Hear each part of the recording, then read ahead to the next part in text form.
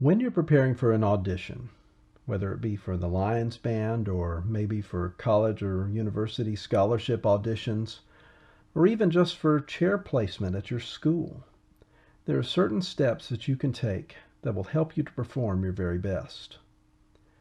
The first and most important of these is to maintain a consistent daily and weekly practice schedule.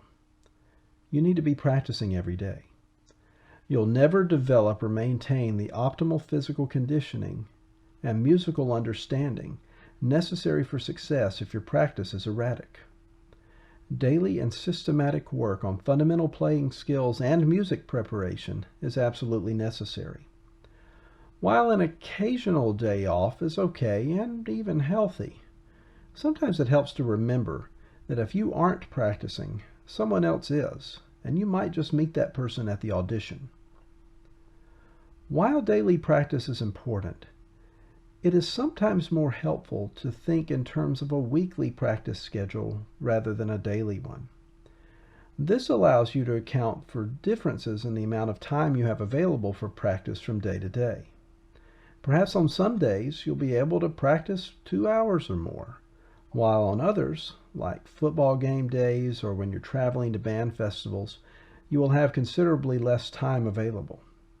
Building these considerations into a practice plan for the week will let you optimize your practice time, devoting lots of time to practice when possible, while still enjoying effective shorter sessions when necessary. Whatever practice schedule you are able to maintain, do schedule these practice times like classes or appointments, and then keep to that schedule. You will never practice consistently or effectively if you practice only when you feel like it. Second, have a balanced daily fundamentals routine. Brass playing presents some unique demands physically compared even to playing other instruments because we use a part of our body, the lips, to generate vibrations. We use the facial musculature surrounding the embouchure in a unique way that's not analogous really to any other activity. And this necessitates that we have exercises that enable us to build strength and flexibility in these muscles and tissues that is sufficient to meet all of our musical demands. A daily routine like this is also good for the mental aspect of playing preparation, as returning to the same or similar exercises each day encourages a thoughtful review of the basic techniques of playing your instrument. Now, I prefer to have a set routine that changes very little from day to day. Or actually, I have several similar routines of varying lengths, depending on how much time I have available for fundamentals practice. But we're still talking about a pretty established set of exercises. So this lets me practice during this time, focusing on how to play without giving as much thought to what I'm playing. Other people prefer to have somewhat more variety in their daily fundamentals practice. And this is fine, as long as your routine enables you to daily and systematically review certain vital areas of playing. These include breathing exercises, mouthpiece buzzing exercises, long tones, lip slurs, articulation including legato and staccato and single and multiple tonguing, and range extension both high and low. If you need help finding a routine like this, there are several examples on the website in the upper right corner of your screen. And a simple Google search will yield dozens of such routines, especially on the websites of college and university faculty members. Most of these are quite good. Books like the Hip Bone Music 15-minute and 20-minute warm-ups and David Vining's daily routines are also quite good. The important thing here is not so much what routine you choose, as that you actually have one. As long as it has you practicing the elements I mentioned a moment ago in a regular, daily, systematic way, you'll find yourself getting in good shape in short order. Now, if at all possible, you should arrange for private lessons on your instrument. While online resources like these videos are great and helpful, they are no replacement for having someone listen to your playing on a regular basis and offer suggestions and corrections that are targeted toward helping you to address your unique needs, strengths, and weaknesses as a musician. The need to perform, as it were, for someone individually every week or two can also serve as a motivation to practice and promotes learning how to play well under a certain amount of pressure. If you're not sure how to look for such a teacher, begin by asking your band directors. Many band directors are willing to work with students after school to help them with audition preparation, especially on their own primary instruments. If your directors don't have time or feel like a person specializing in your instrument will be better, they will almost certainly know the best teachers in your area and how to help you contact them. Other places you can look include music stores, many of which have teachers offering lessons there in the store, as well as universities and community colleges where faculty and students will offer lessons to middle and high school students for reasonable rates. We do that at Ole Miss whenever we can. If you live near a larger city, there will be professional players nearby as well that you can contact. And nowadays, you can even visit websites like lessons.com or takelessons.com to find teachers for either in-person or online instruction. Fourth, practice your scales every day. I discussed this at greater length in the video in this channel discussing scale preparation specifically, but it's worth repeating here. Practicing scale and arpeggio patterns really is an extension of the daily routine and will benefit your playing far beyond simple audition preparation. While practicing scales in the pattern prescribed for Lions Band auditions is very helpful, during times when the audition is not immediately upon you, try practicing in other patterns.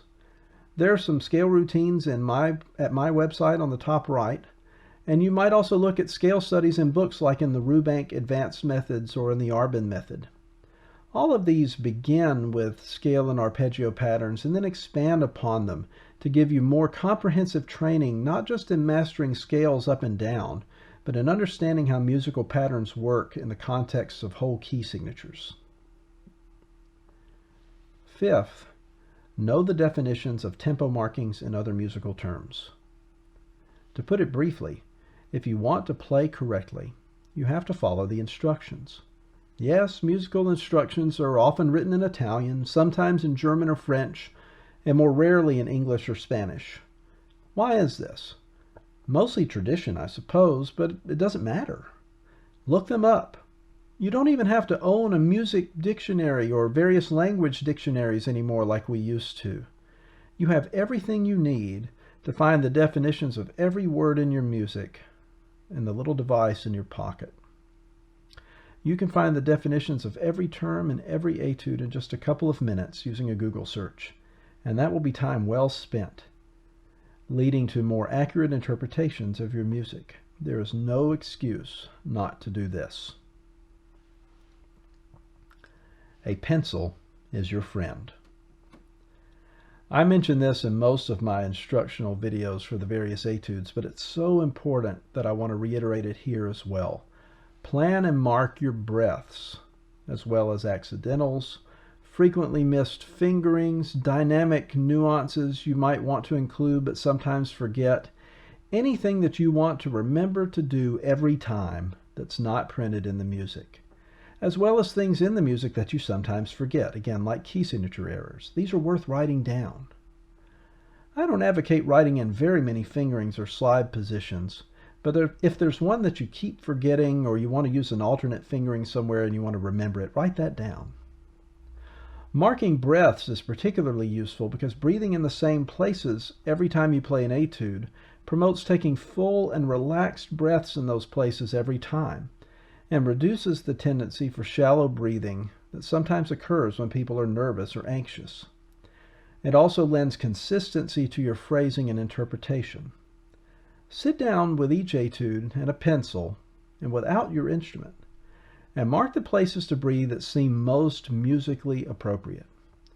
And then go through a second time and mark in parentheses places where you might not want to breathe but could if you have to. You know, if you've ever watched a professional ensemble rehearse, one of the first things you will notice is that every time the conductor or band leader stops, people begin marking things in their parts. Why? Because in the professional world, we often have 1 or 2, sometimes 0 rehearsals for a performance. And you don't have the luxury of missing something 10 or 15 times before you get it and consistently remember it. If you make a mistake once, you better write it down. If you make that same mistake again, you might not be hired back. But for some reason, students will fail to write things down, and I think often they're actually very well motivated. They're like, I'm going to teach myself to remember this instead of having to write it down. But you won't. Or you'll remember the next time but forget the time after that. Or you'll forget during the audition when you're under pressure. If you're missing something consistently or you need to remember something, write it down. I carry a pencil with me just about all the time, so that I am never that person caught practicing or rehearsing with no pencil. I encourage you to do the same. Use a metronome and practice both slower and faster than the indicated tempos. For whatever reason, many students develop a rather unbalanced way of thinking and prioritizing their playing, often neglecting developing good rhythm and time while focusing more intently upon pitch. While playing right notes is important, playing those correct pitches in the right places is at least half the battle. In fact, in a certain way, rhythm is more important than pitch, since, as one professor of mine put it, the wrong pitch in the right place is half right, but the right pitch in the wrong place is completely wrong. At least the wrong note person was playing in the right place. Regular, even daily, practice with a metronome is vitally important. It's a part of developing good rhythm and time, yet many students are averse to doing so. I've even had students say to me, I can play it without the metronome, but turning the metronome on messes me up. This is almost never actually the case. What is happening is that the metronome reveals rhythm and time problems that the student failed to notice when not using it. While that is an unhappy experience at the time, in the end, the metronome is like a good friend that pulls you aside and tells you about your faults so that you can become a better person. Take that friend's advice. Now, I recommend using the metronome to practice at 50% of the indicated tempo, 75% of the tempo, and 125% of the tempo in addition to practicing at tempo. The reason for the slow practice should be obvious. It's easier to work out many technical problems at slower tempos, and using the metronome helps you to do this while maintaining the correct rhythms, which in the end will serve you far better than practicing slowly and out of time, and then having to somehow simultaneously learn how to play faster and with the right rhythms. Working the slower etudes under tempo also improves breath control. If you can make those long phrases at a very slow tempo, you won't have trouble doing so once you speed up again. Practicing faster than the indicated tempo, even if you never quite get it clean at that tempo, is still beneficial, as this will make the actual tempo feel moderate rather than frantic, especially in the faster etudes. While back in the day, as they say, we had to purchase metronomes for this type of practice, most people use a computer or smartphone app these days. My favorite metronome app is called Frozen 8 Tempo, and Tonal Energy, the familiar tuner with the green smiley face, also includes a metronome. Sometimes practicing with a drum machine app can improve your sense of time even more than a basic metronome. The one I use is called Drum Beats Plus.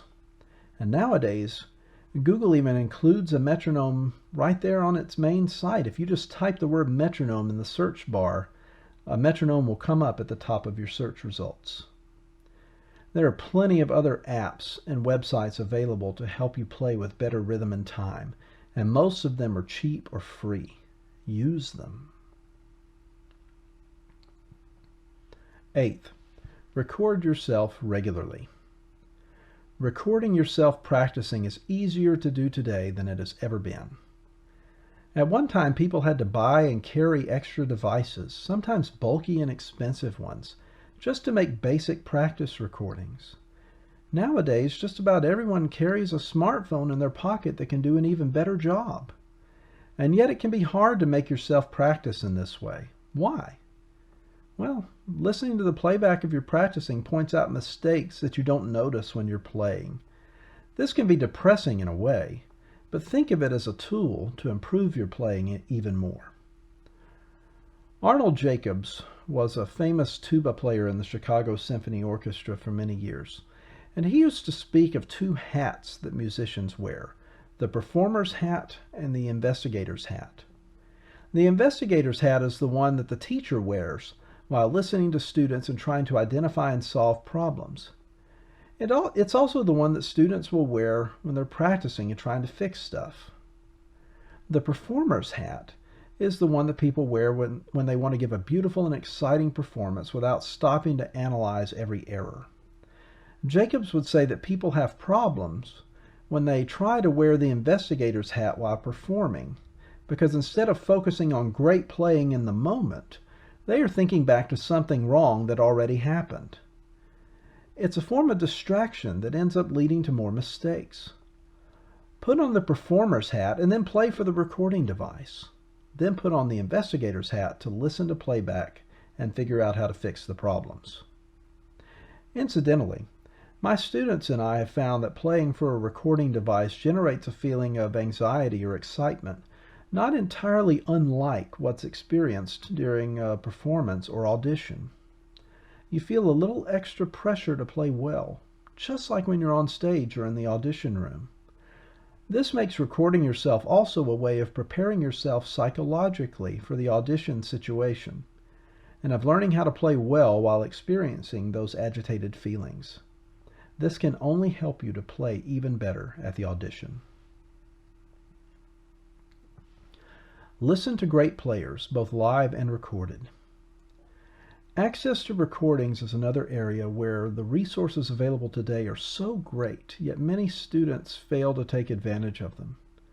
I didn't even learn that recordings of professional brass players existed until I was a junior or senior in high school.